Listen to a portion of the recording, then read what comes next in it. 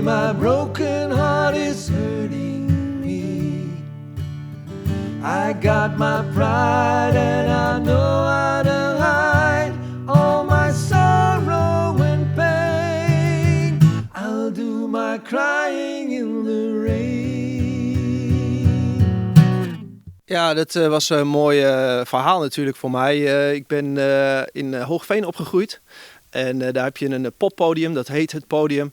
En daar zat een programmeur, Rick Penninga. En die kende mij. En Bert die speelde daar met Brainbox. En ze zochten altijd, Brainbox die zocht dan een voorprogramma akoestisch in de regio. En Rick die zette mij daar neer. En na de hand kreeg ik de complimenten van de band. Dus mijn dag kon niet meer stuk.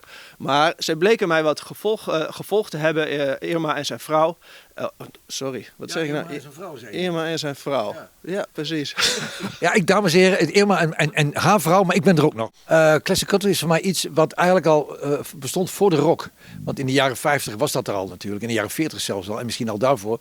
Maar dat was al eerder op de radio te horen dan welke rock ook. Want de Beatles kwamen in 64 en Elvis kwam een beetje gelijktijdig daarin vallen eigenlijk. En ik was ook wel een fan van Elvis natuurlijk, maar rock was er al en dat hoorde je vaak. Dus je krijgt het ook gewoon muzikaal wel een beetje mee.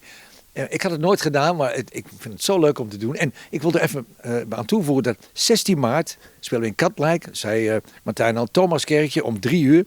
En kaarten via de website van het Thomaskerkje. Het is maar dat u het even weet, dames en heren. Kun je wat nummers noemen die je dan speelt? Martijn. Top of the World van de Carpenters. We doen een hele toffe versie van Bad Moon Rising. We doen natuurlijk dingen van Hank Williams, Glenn Campbell.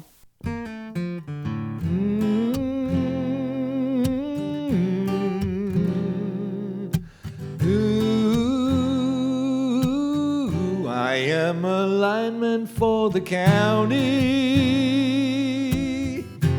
and I drive the main road. De show is Beautiful Ballads. En dat, het is You Lost That Loving Feeling, The Sun Ain't Gonna Shine Anymore, dat soort dingen allemaal. En natuurlijk ook iets van Van den Berg, maar niet het bekende Burning Heart, want dat laat ik nog even lekker in het midden wat het dan wel is. En hij speelt natuurlijk zijn eigen ballads.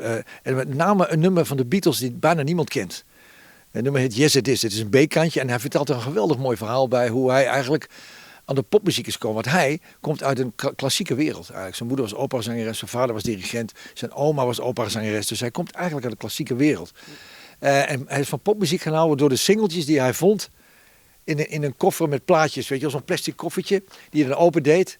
En dan zat daar gewoon een luidsprekkertje en dan kon je plaatjes opdraaien. En daar zat dat singeltje in. En dat vertelt hij dan. Dus dat is erg leuk.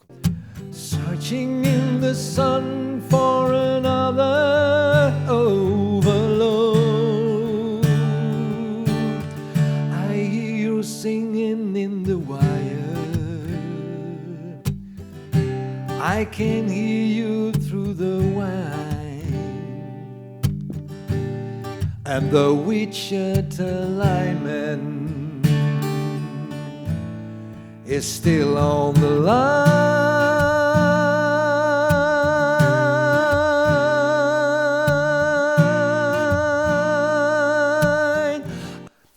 Misschien een rare vraag, maar toch. Misschien is het nu wel leuker dan toen. Want er zit geen enkele druk bij jou op. Het is echt veel leuker. Toen was het ook leuk, maar omdat het zo snel gaat en je wordt overal naartoe gedrukt. Want toen stonden de platenmaatschappij nog achter je te dringen, want die hadden er een hoop geld in gestopt. Dus toen moest je ook in programma's als Wie van de Drie en je moest overal in verschijnen waar ik ontzettend te pesten had aan dat soort dingen. Ik heb helemaal niks met dat soort programma's, daar heb ik gewoon niks mee. En daar pas ik ook gewoon niet in. Maar ik moest dat wel doen. En als je die oude opname, ik heb ze nog toegestuurd gekregen. Als je die ziet, en je ziet die kop van mij, dan zie je ook gewoon dat ik het helemaal niks vind. Dus, maar aan de andere kant ben ik heel dankbaar voor het succes wat ik gehad heb. Want er zijn zoveel mensen die getalenteerd zijn en die het nooit maken. Ik heb ontzettend veel geluk gehad en ik ben heel dankbaar dat ik dit werk mag doen. I'll do my crying in the rain. I'll do my crying